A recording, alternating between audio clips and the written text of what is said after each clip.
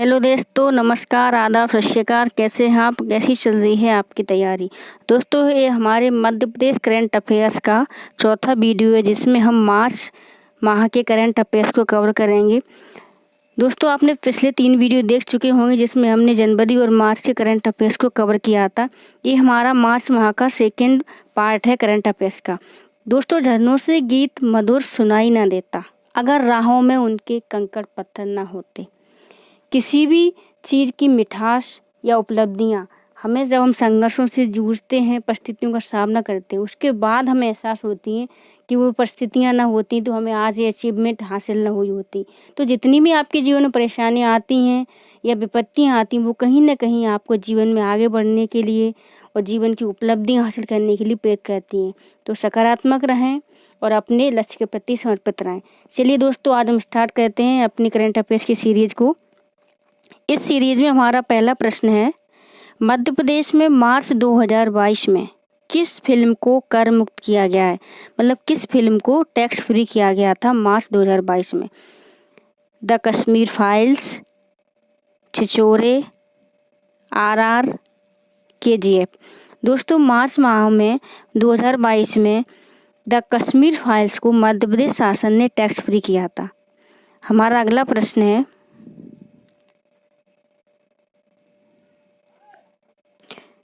दोस्तों इन फिल्मों के आप डायरेक्टर याद जरूर करें, जो कि जैसे कश्मीर फाइल्स हो गई, एक इम्पोर्टेंट मूवी है जो कि कश्मीर में जो कश्मीरी पंडित हैं उनके साथ जो दुर्भावनापूर्ण अत्याचारपूर्ण जो व्यवहार हुआ उसके ऊपर ये आधारित फिल्म है।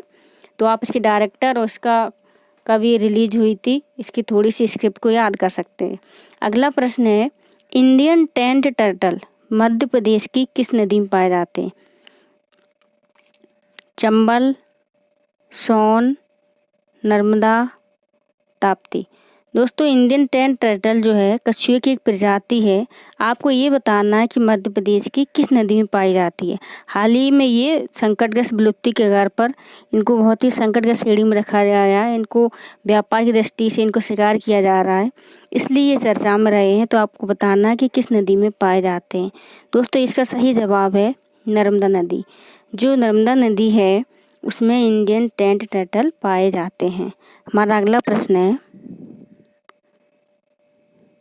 मन का मोगरा पुस्तक के लेखक कौन हैं? साधना गंगराड़े, प्रवीण गंगराड़े, आनंद कुमार, उक्त सभी। दोस्तों, मन का मोगरा पुस्तक के लेखक हैं डॉक्टर साधना गंगराड़े। इन्होंने हाल ही में इस पुस्तक को लिखा है, मन का मोगरा को। तो इसका सही जवाब है साधना गंगराड़े। हमारा अगला प्रश्न है, देश की 13 नदियों की कायाकल्प परियोजना में मध्य प्रदेश की किस नदी का चयन हुआ है? पूरे भारत में ऐसी 13 नदियों का चयन किया गया है पुनरुद्धार करने के लिए, उनका कायाकल्प करने के लिए। उनमें से मध्य प्रदेश की किस नदी का चयन हुआ है ये आपको बताना है। चंबल, काली सिंध, नर्मदा, पार्वती। दोस्तों, नर्मदा मैया का चयन किया गया है। देश की जो 13 नदियाँ हैं उनका कायाकल्प होगा तो उनमें एक नर्मदा मैया भी उसमें शामिल है। दोस्तों, चंबल नदी का उद्गम कहाँ से हुआ था ये आपको बताना है। काली सिंध कहाँ से निकलती है, पार्वती का उद्गम कहाँ से हुआ था, ये आपको कमेंट बॉक्स में बताना है। हमारा अगला प्रश्न है, ईट स्मार्ट सिटी चैलेंज प्रतियोगिता में देश के शीर्ष 11 शहरों में प्रदेश के कितने शहरों का चयन हुआ है? 5, 6, 4, 1। दोस्तों, ईट स्मार्ट सिटी जो चैलेंज प्रतियोगिता हुई है उसमें देश के टॉप में 11 शहर यानी 11 शहर आए हैं। उसमें से मध्य प्रदेश के 4 शहरों का हुआ है चयन। मध्य प्रदेश के कितने शहरों का चयन हुआ है? 4। उनमें कौन कौन से शहर हैं? इंदौर, उज्जैन, सागर, जबलपुर। इंदौर, उज्जैन, सागर, जबलपुर, इन 4 शहरों का चयन जो है ईट स्मार्ट सिटी चैलेंज प्रतियोगिता में हुआ है। हमारा अगला प्रश्न है, भोग प्रमाण पत्र प्राप्त करने वाला देश का पहला मंदिर कौन है? भोग प्रमाण पत्र प्राप्त करने वाला देश का पहला मंदिर कौन सा है? महाकाल मंदिर उज्जैन, पशुपतिनाथ मंदिर, कंदरिया महादेव मंदिर तेगवा मंदिर। दोस्तों इसका सही जवाब है महाकाल मंदिर उज्जैन। महाकाल मंदिर उज्जैन जो है भोग प्रमाण पत्र प्राप्त करने वाला देश का पहला मंदिर है। दोस्तों पशुपतिनाथ मंदिर मंदसौर में है, कंदरिया महादेव मंदिर खजुराहो में है और तेगवा का जो मंदिर है वो एक विष्णु मंदिर है, वो जबलपुर में स्थित है। आपको यहाँ ये बताना है कि कंदरिया महादेव मंदिर का निर्माण किस चंदेल शासक ने करवाया था। हमारा अगला प्रश्न है, ईटराइट कैंपस प्राप्त करने वाला देश का पहला एयरपोर्ट कौन सा है? देवी अहिल्या एयरपोर्ट, डुमना एयरपोर्ट, राजा भोज एयरपोर्ट, इनमें से कोई नहीं। दोस्तों इसका सही जवाब है राजा भोज एयरपोर्ट। इसने ईटराइट कैंपस को प्राप्त करने वाला देश के पहले एयरपोर्ट होने का गौरव प्राप्त किया है। आपको ये बताना है देवी अहिल्याबाई एयरपोर्ट कहाँ है और डुमना एयरपोर्ट कहाँ है। हमारा अगला प्रश्न है,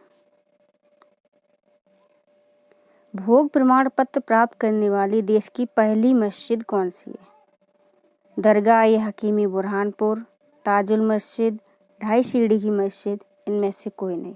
दोस्तों भोग प्रमाण पत्र प्राप्त करने वाली देश की पहली मस्जिद होने का गौरव दरगाह-ए-हकीमी मस्जिद बुरहानपुर को मिला है। तो इसका सही जवाब है दरगाह-ए-हकीमी बुरहानपुर। दोस्तों ताजुल मस्जिद भोपाल में स्थित है। आपको ये बताना है कि इसका निर्माण किसने कराया था और ढाई सीढ़ी की मस्जिद कहाँ पर है और इसको किसने बनवाया था। हमारा अगला प्रश्न है, गौरांशी शर्मा किस खेल से संबंधित हैं? Tennis, badminton, shooting, weightlifting. Gauranshi Sharma किस खेल से संबंधित हैं? तो इसका सही जवाब है बैडमिंटन। गौरांशी शर्मा का संबंध बैडमिंटन है। दोस्तों मध्य प्रदेश की प्रीलिम्स जो परीक्षा होती है उसमें मध्य प्रदेश स्पोर्ट्स से संबंधित इसी प्रकार के प्रश्न पूछे जाते हैं कि ए या बी खिलाड़ी किस खेल से संबंधित है, इस खिलाड़ी ने हाल ही में कौन सा पदक जीता, ये प्रतियोगिता कहाँ पर हुई थी। दोस्तों अभी हम करंट अफेयर के लगभग सभी प्रश्नों को मंथली वाइज आपके सामने लेकर आ रहे हैं, लेकिन बहुत ही जल्द एक स्पोर्ट्स रिलेटेड वीडियो आपके सामने होगा जिसमें स्पोर्ट्स संबंधित खिलाड़ियों की सभी उपलब्धियों को, सभी प्रतियोगिताओं के आयोजन को उसमें सम्मिलित किया होगा। हमारे इसी क्रम में हमारा अगला प्रश्न है, मेजर ध्यानचंद स्टेडियम कहाँ है? भोपाल, ग्वालियर, जबलपुर, दतिया। मेजर ध्यानचंद स्टेडियम कहाँ है? तो इसका सही जवाब है भोपाल। मध्य प्रदेश की राजधानी भोपाल में मेजर ध्यानचंद स्टेडियम स्थित है। दोस्तों आपको ये बताना है कि मेजर ध्यानचंद किस खेल से संबंधित रहे हैं। ठीक है, हमारा अगला प्रश्न है, अमन सिंह बिष्ट किस खेल से संबंधित हैं? Tennis, boxing, fencing, cricket. दोस्तों अमन सिंह बिष्ट बॉक्सिंग से संबंधित एक फेमस बॉक्सर हैं जो मध्य प्रदेश से संबंधित है। हमारा अगला प्रश्न है, नेहा ठाकुर का संबंध किस खेल से है? Weightlifting, cricket, selling, boxing. Neha Thakur का संबंध सेलिंग खेल से, ये तैराकी यानी नौकायन प्रतियोगिता से संबंधित है। तो नेहा ठाकुर किससे संबंधित है? आपकी सेलिंग से। सेलिंग एकेडमी कहाँ पर है? आपको ये कमेंट सेक्शन में बताना है। हमारा अगला प्रश्न है, मध्य प्रदेश के नगरीय विकास एवं आवास मंत्री कौन हैं? यशोधरा राजे, भूपेंद्र सिंह, उषा ठाकुर, हरदीप पुरी। मध्य प्रदेश के नगरीय विकास एवं आवास मंत्री वर्तमान में भूपेंद्र सिंह। और हमारा अगला प्रश्न है, मीरा यादव और कुंताबाई यादव का संबंध किस जिले से है? मीरा यादव और कुंताबाई यादव का संबंध किस जिले से है? Narmadapuram, Nimadi, Jhabua, Mandla.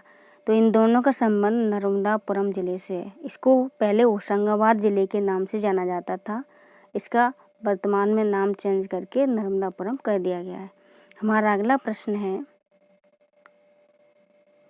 Indo Israel project के तहत centre of excellence Madhya Pradesh में किस जगह पर खुलेगा? सिवनी, हरदा, बैतूल, डिंडोरी। दोस्तों इसका सही जवाब है हरदा। इंडो इजराइल प्रोजेक्ट के तहत मध्य प्रदेश के हरदा में सेंटर ऑफ एक्सीलेंस खोला जाएगा। दोस्तों आपको ये बताना है कि हरदा किस संभाग के अंतर्गत आता है। हमारा अगला प्रश्न है, जल जीवन मिशन में कौन सा संभाग अव्वल रहा है? मतलब जल जीवन मिशन जो कि प्रत्येक घर में नल से जल का कनेक्शन पहुंचाने के लिए शुरू किया गया था, इसके क्रियान्वयन में कौन से संभाग ने प्रथम स्थान प्राप्त किया है? इंदौर, भोपाल, जबलपुर, सागर। दोस्तों इसका सही जवाब है इंदौर। इंदौर संभाग ने जल जीवन मिशन में पहला स्थान प्राप्त किया है। हमारा अगला प्रश्न है, मध्य प्रदेश के किन स्थानों पर सेंटर ऑफ एक्सीलेंस खोले गए हैं या खोले जाएंगे? छिंदवाड़ा, मुरैना, हरदा, उपरोक्त सभी। दोस्तों सेंटर ऑफ एक्सीलेंस का संबंध कृषि से है। ये इजराइल की तकनीक के सहयोग से इन सेंटरों को विकास किया जा रहा है, जिससे कृषि को आधुनिक तकनीकी रूप से विकसित किया जा सके। हाल ही में ये हरदा में खोला गया, जो कि हमने पिछले प्रश्न में देखा भी है। और मध्य प्रदेश में 3 ऐसे केंद्र बन चुके हैं, पहला छिंदवाड़ा, दूसरा मुरैना और तीसरा हरदा। तो मध्य प्रदेश में सेंटर ऑफ एक्सीलेंस की संख्या हो गई है 3, छिंदवाड़ा, मुरैना, हरदा। और इजराइल के सहयोग से ये बनाए जा रहे हैं। तो इसका सही जवाब है उपरोक्त सभी। दोस्तों ये मोस्ट इम्पोर्टेंट क्वेश्चन है, तो आप इसको याद रखें। आपसे पूछा जा सकता है कि हाल ही में किस स्थान पर, तो हाल ही में हरदा में सेंटर ऑफ एक्सीलेंस खोला गया है। इससे पहले छिंदवाड़ा, मुरैना में खुल चुके हैं। ठीक है दोस्तों, और हमारा अगला प्रश्न है, महेश्वर उत्सव का आयोजन कहाँ किया गया है? भोपाल, इंदौर, सागर, खंडवा। महेश्वर उत्सव का आयोजन हुआ है भोपाल में। दोस्तों महेश्वर कहाँ पर है? ये खरगोन में पड़ता है, जो नर्मदा नदी किनारे स्थित पवित्र स्थान है। तो महेश्वर उत्सव का आयोजन कहाँ हुआ है? भोपाल में। आप इसमें गलती ना करें कि आपसे महेश्वर उत्सव पूछा जाए तो आप खरगोन लगाए हैं। इसका सही जवाब भोपाल है। हमारा अगला प्रश्न है, दुर्गाबाई व्याम, जिन्हें हाल ही में पद्मश्री से सम्मानित किया गया 2020-21 का वर्तमान में, तो इनका संबंध किस क्षेत्र से है? ये गौणी चित्रकार हैं, या फिर बैगा चित्रकार हैं, या भील चित्रकार हैं, या कोल चित्रकार हैं? तो दुर्गाबाई व्याम का संबंध है गौड़ कला से। ये गौड़ी चित्रकार हैं। ठीक है दोस्तों, और हमारा अगला प्रश्न है, रितिका डांगी का संबंध किस खेल से है? Selling, shooting, boxing. Ritika Dangi का संबंध किस खेल से है? तो इसका सही जवाब है सेलिंग। रितिका डांगी सेलिंग से संबंधित है। हाल ही में हम पिछले क्वेश्चन में नेहा ठाकुर को भी पढ़कर आए हैं, वो भी सेलिंग से ही संबंधित हैं। तो रितिका डांगी और नेहा ठाकुर दोनों का ही संबंध किस खेल से है? सेलिंग से है। दोस्तों हमारे 20 प्रश्नों की करंट अफेयर्स की श्रृंखला समाप्त होती है। जय हिंद, जय भारत।